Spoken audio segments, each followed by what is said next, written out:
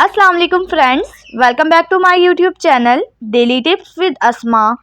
सुंदस नाम का शुमार लड़कियों के नामों में होता है। सुंदस एक इस्लामी नाम है। सुंदस नाम की इब्तदाई तारीख हिंदी ज़ुबान से निकलती है। सुंदस नाम की लड़कियों के लिए खुशकिस्मत नंबर 3 माना जाता है। सुंदस नाम की लड़कियां बहुत ज़हीन होती हैं। सुंदस नाम की लड़कियों के लिए खुशकिस्मत दिनों में जुम्मा और हफ्ते का दिन शामिल है। सुंदस नाम का मतलब है जन्नत का लिबास। सुंदस नाम के अफराद के लिए मुवाफिक पत्थरों में नीलम पत्थर शामिल है। सुंदस नाम की लड़कियों में ज़्यादातर हंसमुख लड़कियां पाई जाती हैं। सुंदस नाम के अफराद के लिए मुवाफिक रंगों में काला, बनफशी और नीला रंग शामिल है।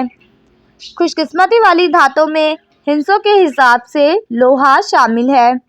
फ्रेंड्स, अगर आप अपने नाम का मतलब जानना चाहते हैं तो कमेंट बॉक्स में अपना नाम लिखें। इंशाल्लाह हम आपके नाम की वीडियो ज़रूर बनाएंगे। Thanks for watching. अल्लाह हाफिज़।